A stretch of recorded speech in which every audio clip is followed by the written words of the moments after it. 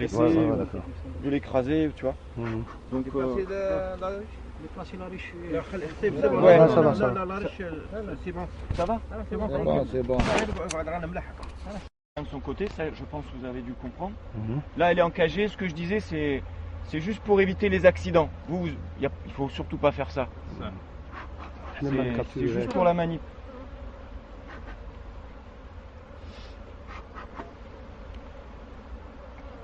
Donc ça, c'est le cadre de. L'acceptation. Voilà. Donc ça, c'est le cadre que j'ai greffé mardi. Donc la petite acceptation, mais Ouais. pour selon que c'est une petite ruche, Voilà, bah, c'est, il y a déjà un résultat. Vous voyez. Mhm. Donc là, on voit le remplissage. Vous pouvez regarder si vous voulez le fond. Faites attention de ne pas faire tomber les lattes. Vous pouvez regarder. Attends, je vais secouer les abeilles. Non, laisse, Ça va non, ça ne me dérange pas. Comment? Non, ça c'est greffage Samy. Là, je vais regarder celui d'hier, on sait jamais. خلي العظم كاين لابروبوليس نديروا لها لابروبوليس.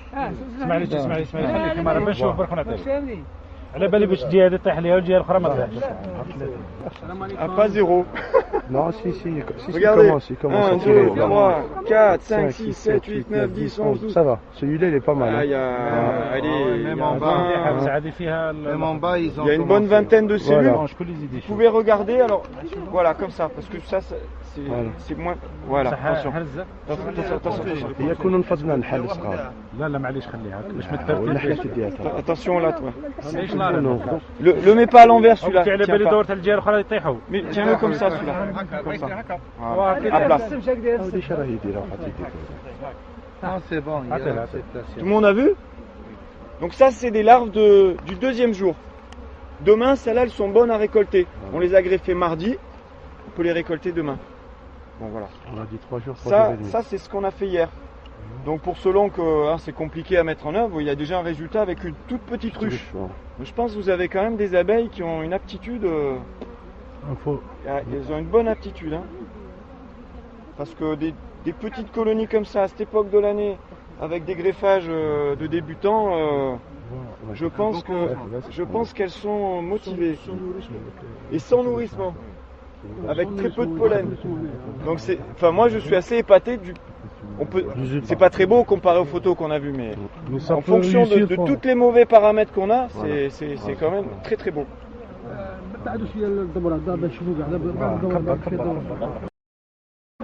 Donc, s'il vous plaît, on est très nombreux.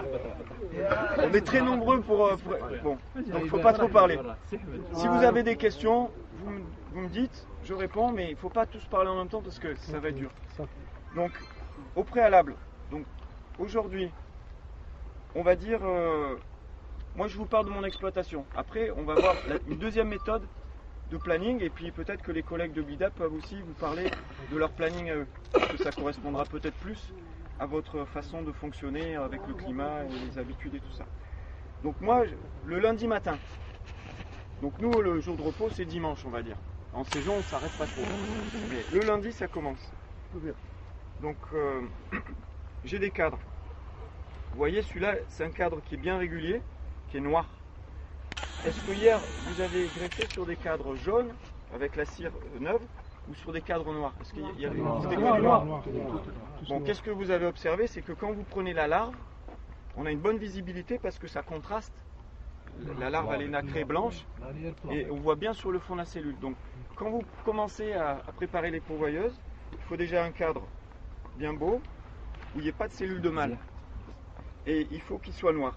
Comme ça vous facilite déjà visuellement le travail de picking. Et puis si vous avez des mâles, au moins, enfin, des fois on s'est amusé à greffer des mâles, ça élève quand même au début. Mais il vaut mieux prendre des larves de femelles, enfin d'ouvrières, pour pouvoir faire le boulot. Moi je les marque, je fais un petit point pour ne pas les mélanger avec les autres cadres à la miellerie, parce que les cadres, j'ai 2 jeux de cadres. Donc le lundi je viens, je fais la manip que je vais vous montrer, et le mardi, je libère la reine, je la laisse sur la partie où elle peut pondre. Enfin, vous allez voir. Et ce cadre que je prépare le lundi, La reine va pondre du lundi 8h le matin au mardi 8h le matin, ça fait 24 heures. Je le laisse encore 3 jours après le mardi. Ça fait mercredi, jeudi, vendredi. Je peux l'utiliser vendredi. Vendredi matin, à 7h30, je vais chercher mes cadres. Donc j'ai 8-9 pourvoyeuses en fonctionnement. Je vais chercher les cadres. Je les mets dans une petite ruchette qu'il faut qu'elle soit bien isolée. Je mets un linge dessus pour pas qu'elles aient trop chaud ou trop froid, enfin pour essayer d'isoler avec un linge humide, comme on a fait hier pour les barrettes. Et vous avez vu hier les barrettes de greffage, celles qui étaient sèches, le temps du transport, le temps de parler, de préparer une ruche, c'était mort.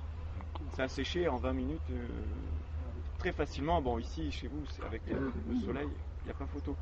Il faut absolument protéger les lattes. Et vous avez vu hier sur la vidéo, nous on a des boîtes, on peut les mettre dans des plastiques, les laisser à l'ombre, ça vous avez tous compris, hein, pas au soleil, protéger des courants d'air, à l'ombre, déjà c'est un premier point.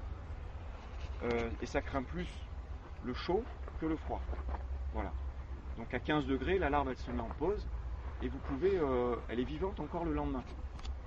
Nous on s'aperçoit que quand on fait le greffage, il reste toujours des larves. On n'utilise pas forcément tout.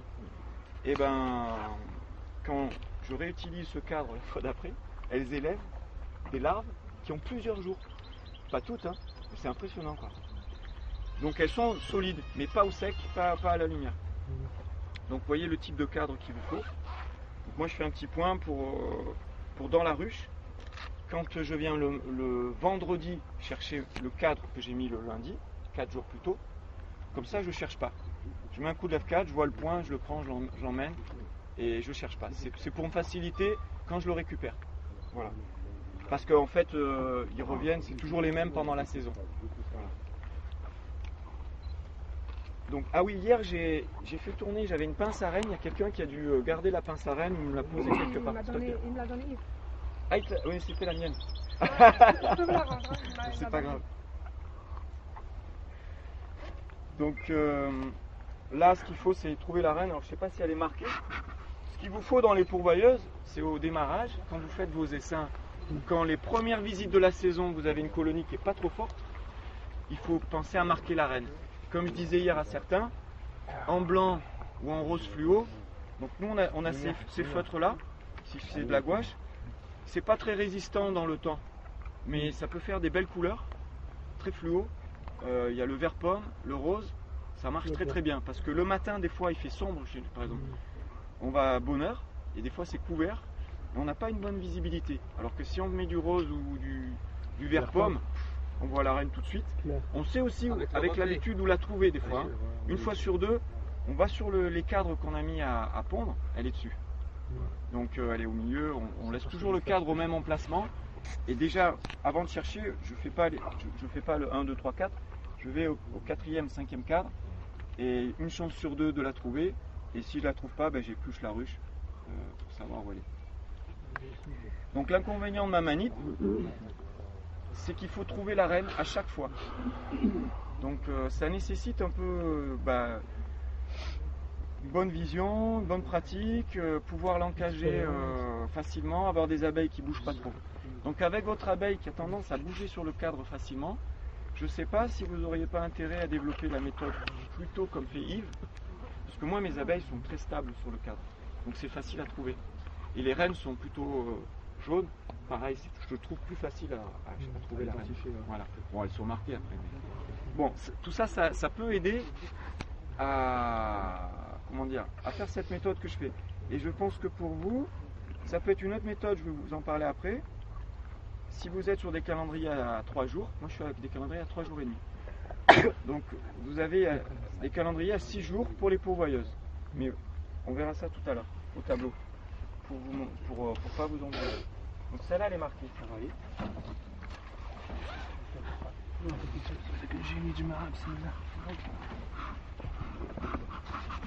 Voilà, il ne faut pas trop enfumer. Je préfère utiliser l'enfumoir. Donc quand vous ouvrez le cadre, vous regardez déjà qu'elle ne soit pas sur tout le cadre. Des fois ça arrive. Donc moi quand j'enfume plutôt en rond. Parce que j'ai des cadres Hoffman aussi. Donc pour ne pas écraser les abeilles, ça les pousse. Et puis la reine, j'enfume pas le cœur du couvain. D'accord ? Pour pas qu'elle court. D'accord? Donc je fais plutôt un enfumage comme ça, léger, s'il y a besoin. Oui, le scarabée, ouais, il se tire au chaud. Il a le repas et le gîte offert. On en a aussi en Provence des coléoptères comme ça.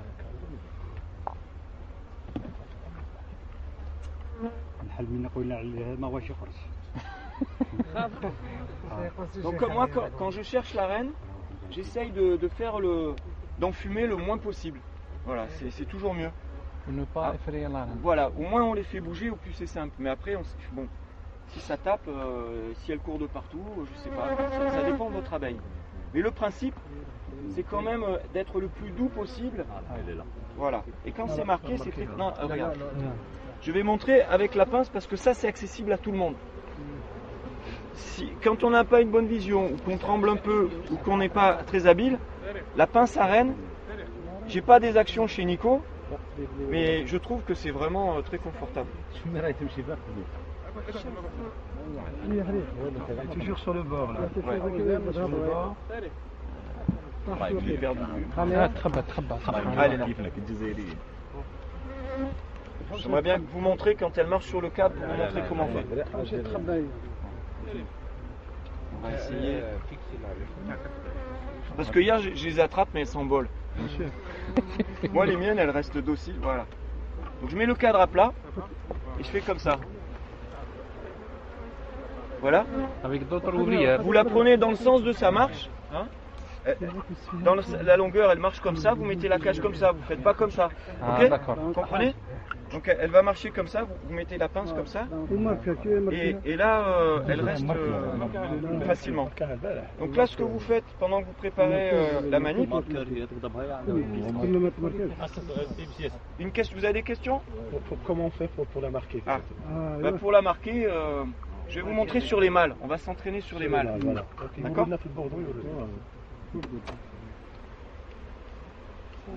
Bon, des mâles il n'y en a pas beaucoup, mais on va en trouver quand même. Donc après, une fois que vous avez la reine, déjà, C'est bon. Hein, donc, il faut la laisser sur la ruche. Vous la posez pas sur un toit de ruche à côté, surtout avec le soleil qui fait chez vous. Hein. Parce que là, en quelques minutes, c'est une reine déshydratée, quoi. Et...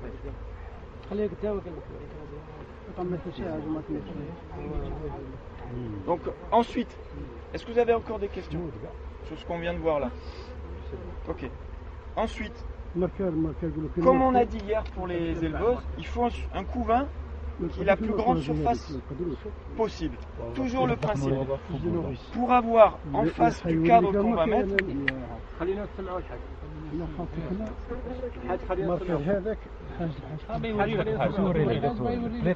si vous avez des questions, je réponds.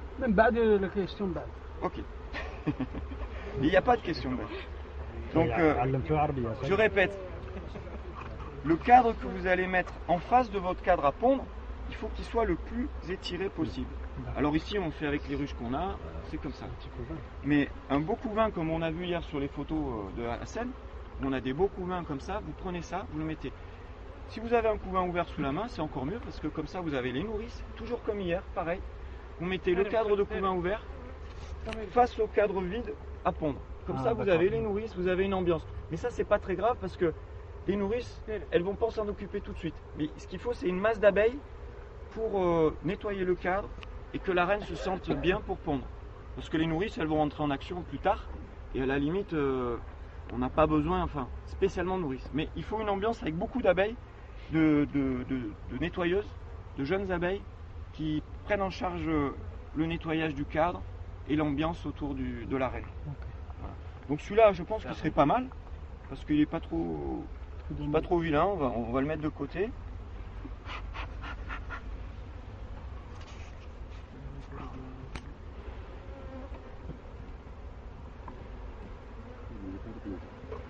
Celui-là aussi, on va les mettre de part et d'autre, vous voyez. Celui-là, il n'est pas trop mal étiré. Je vais le laisser à l'intérieur pour l'instant. Donc là, ça c'était préparé pour les éleveuses. On va modifier un peu. Ouais, et encore. On va enlever celui-là.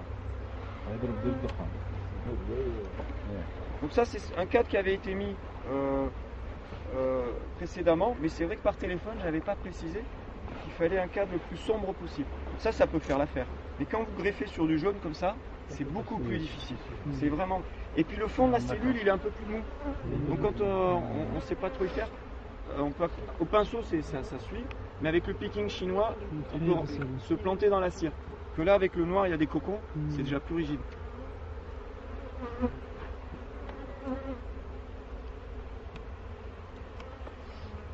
Et donc ce que je disais hier, mais je ne l'ai pas dit pour tout le monde, vos ruches, moi j'ai un système ici de bande, j'ai en fait une tôle, une bande de glissement pour le cadre, et c'est beaucoup plus pratique que de mettre directement l'épaulement sur le bois, parce qu'il y a très peu de contact. En fait vous avez, Surtout avec la propolis. ça vient comme ça, tout le long, en fait ça fait comme ça, et l'épaulement du cadre touche que le contact métallique. Et du coup, vous glissez, il n'y a pas de propolis, enfin il y en a moins, c'est beaucoup plus rapide. Donc là on va laisser les câbles de provision avec les abeilles qui sont là, ça va aller. Là j'ai bricolé un cadre, enfin une grille à rennes, pardon. On va glisser ça, on va voir si ça colle, si ça va bien. Ça va aller, ok. Donc là je mets un couvain, j'ai sorti un couvain.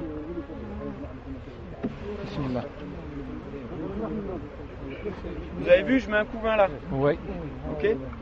Alors, quand vous avez une ruche forte, il n'y a pas qu'un seul. Ah, surtout. Le vendredi, peut-être, je sais plus. J'ai un jour de la semaine ou deux où il y a les cadres ensemble. Je regarde sur le prix. Donc là, on va faire glisser cette grille à rennes. La mettre tout contre le cadre. D'accord, le cadre de couvain qu'on a mis là. Donc là, on avait celui-là qui était bien. D'accord. Donc celui-là, on va le garder. Faire comme ça. Tac. Donc il va aller par là. Voilà. Je vais glisser la grille à rennes comme ça. Donc ce qui est important, évidemment, si vous faites sur ce système, ça vous mettez un scotch aluminium. C'est les scotch qui servent pour des tuyaux de cheminée. Vous voyez, de conduits de poêle et tout ça. Voilà, l'adhésif aluminium. Ça ne le mange pas, ça peut vous dépanner. Après, des fois, l'idéal c'est de faire un cadre comme vous avez vu dans l'exploitation de la Seine.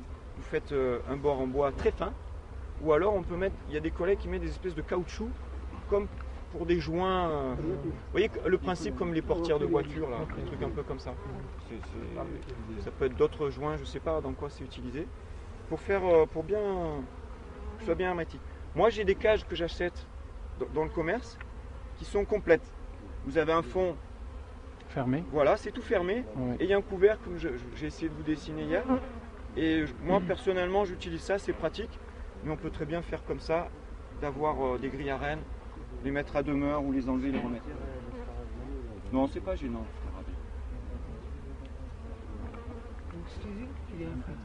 Oui. Ça peut passer, oui. Ouais.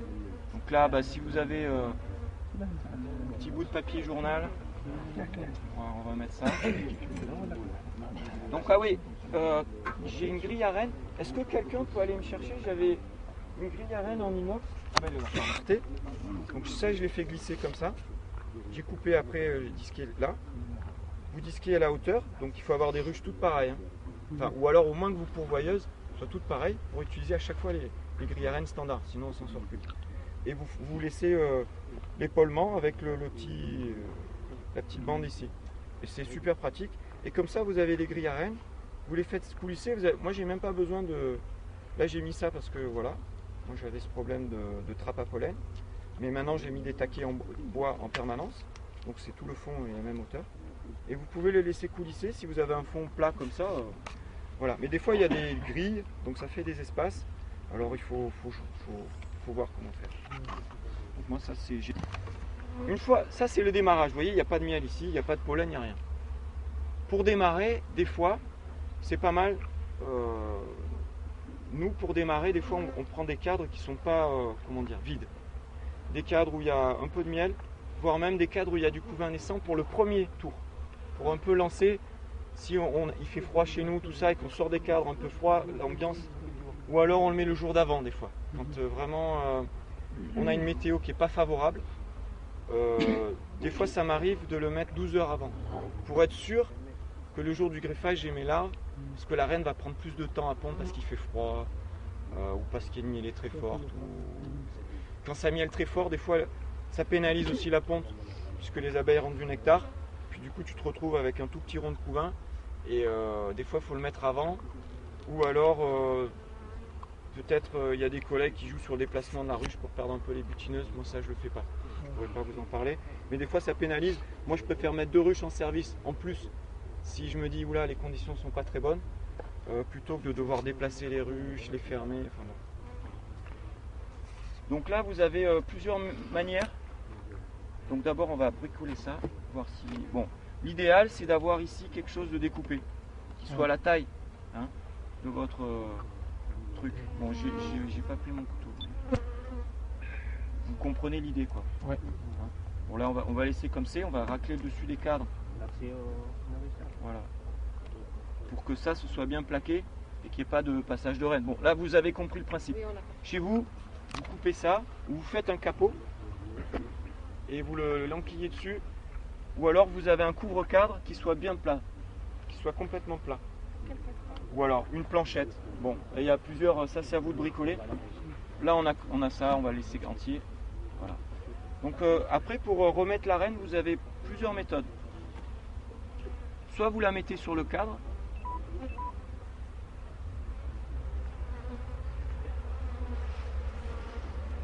comme ça, le bas du cadre. Vous la plongez.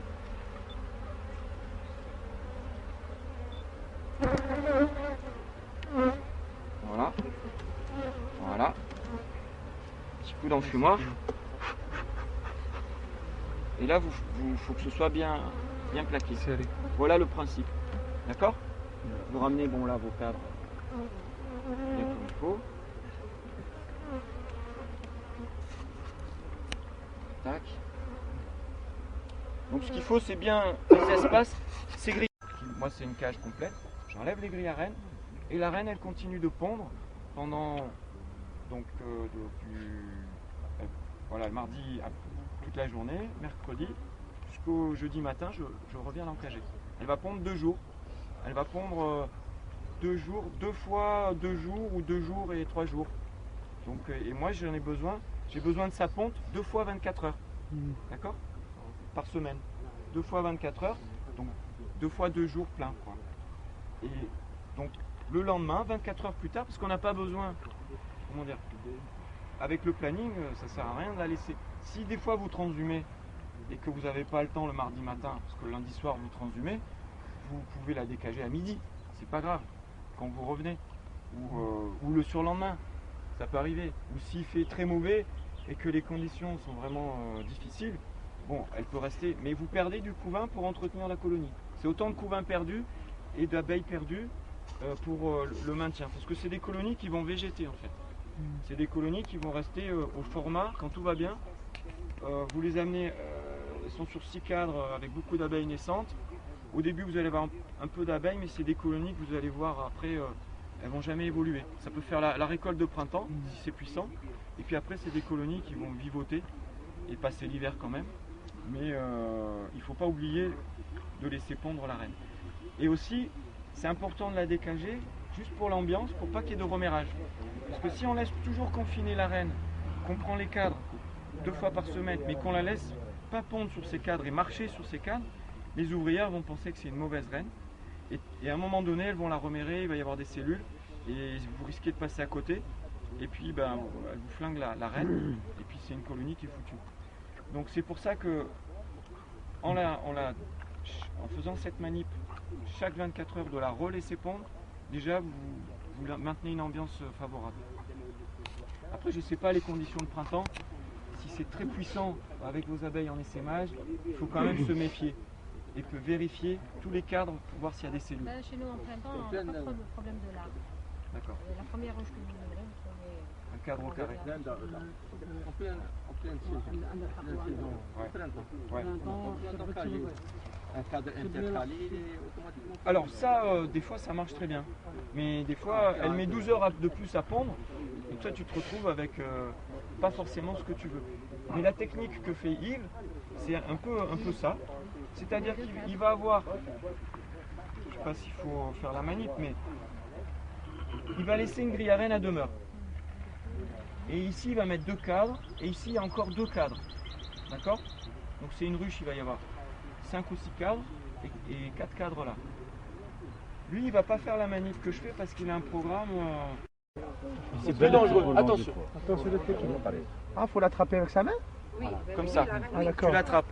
Là vous avez vos 3 doigts, donc si vous en avez plus que 2, ça marche pas.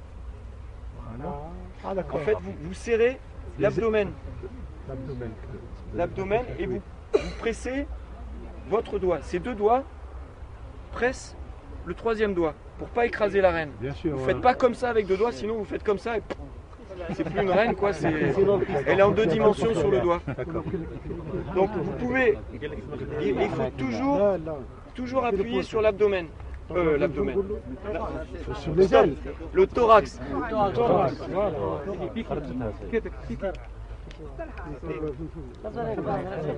Et après, bon, pour le marquage des reines, quand on les sort des nucléi, je les marque pas avec ça parce que ça tient pas dans le temps. D'accord? On a un petit pot de peinture, je sais pas, peut-être c'est la même chose que vous avez, avec comment c'est un Petit pinceau. ouais, enfin c'est rigide, tu vois, c'est comme une allumette quoi. C'est ça. Voilà. Et là vous marquez comme ça. Bon là c'est plus petit une ouvrière qu'une reine. Donc vous appuyez et puis vous marquez comme ça. Un petit point. Voilà. Sur le thorax. Et vous pouvez vous appuyer sur votre main pour pas l'écraser. Parce qu'elle est fragile quand même. Voilà. Et l'idéal c'est le petit pot de peinture. Et quand préparez vos ruches aux épreuves, c'est ce qu'on a vu hier, vin ouvert, hein, okay. Le mardi matin, on greffe. Et aussi, on récolte ce qui a été fait précédemment. Ensuite, là, on voit, on a les. Donc, on disait qu'il y a les 4 jours avant l'utilisation. Ici. Pardon, ici, pardon, c'est le G. Donc là, on va greffer. Moi, je vous avais proposé le matin, et là, on a le planning de base, c'est l'après-midi. Donc on greffe 4 jours plus tard l'après-midi. Voilà. Et pareil, on fait la récolte. Donc là, on a 3 jours et demi. Ici. Et alors que moi, je vous avais parlé d'une nuit où il ne se passait rien. Donc là, on a ce temps-là. On recommence pour la semaine d'après, donc ici les pourvoyeuses, qu'on va retrouver ici. Donc on a ce laps de temps à nouveau. Là, on a le matin, et là les 2 après-midi. Et pareil, on recommence la rotation, toujours fixé le lundi, avec les pourvoyeuses qu'on prépare. Et donc l'avantage de ce calendrier fixé, c'est vraiment quand vous travaillez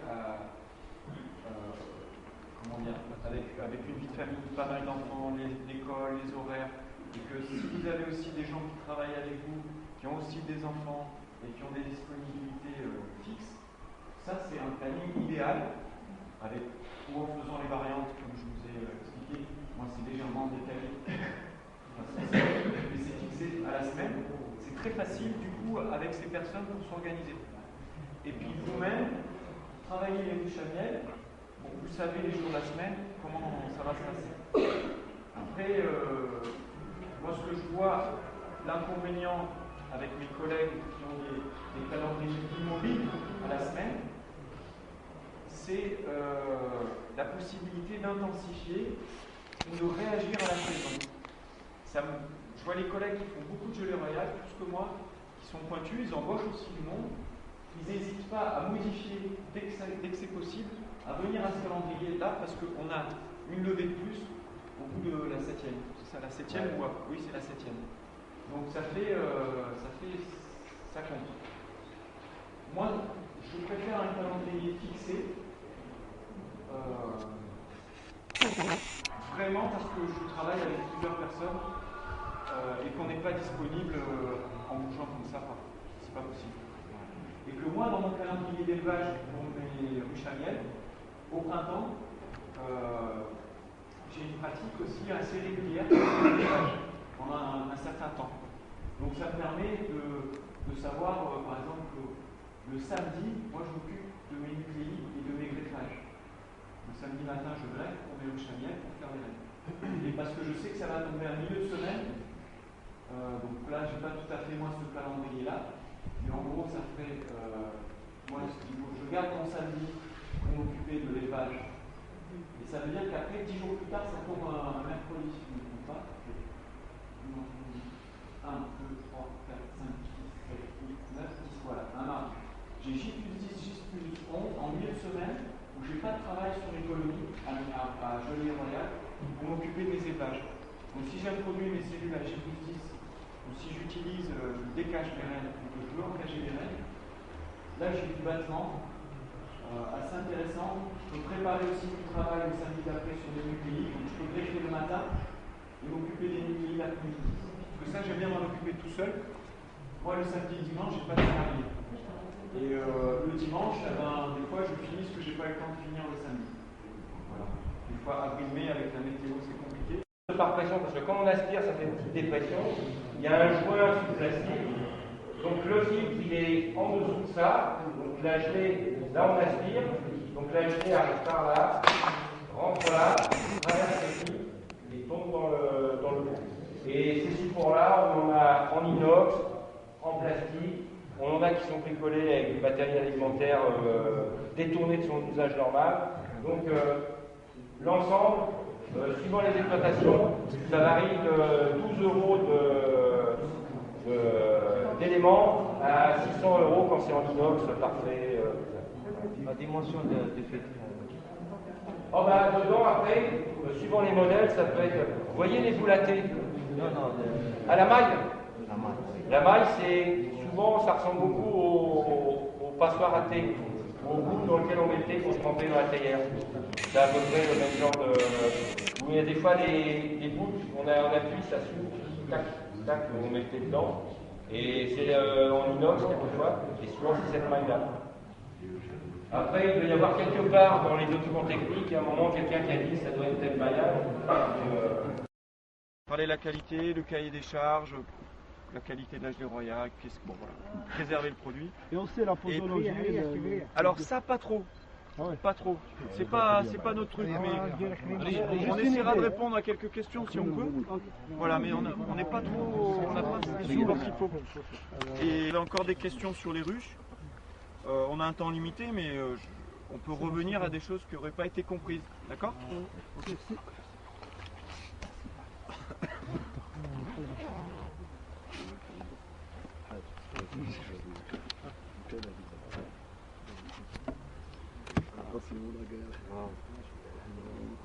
Donc là hier l'autre jour j'avais encagé la reine là-dedans pour éviter les accidents parce qu'on les a beaucoup ouvertes et tout ça. Donc on va la libérer pêcheur aujourd'hui. On va d'abord faire la récolte. On n'a pas ramené les chiffres.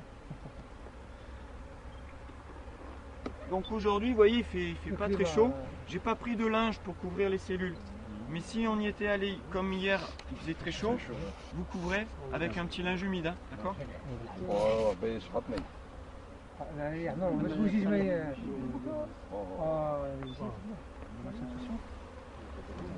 Là, on a de la gelée. Donc là, il faudrait quelqu'un qui tienne ça. On va le poser là-dessus.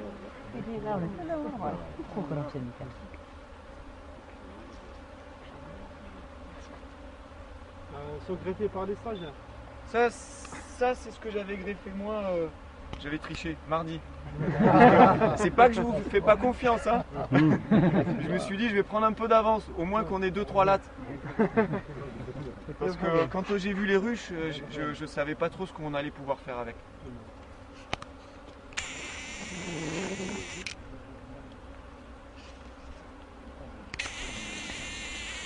Ça c'est votre greffage. L'acceptation est pas mal, sauf qu'elles ont un jour de moins. Et comme on vous l'a dit hier, ça fait toute la différence en gelée royale. Donc on essaiera de... Ce qui a été greffé le mardi, on va le mettre d'un côté. Ce qui a été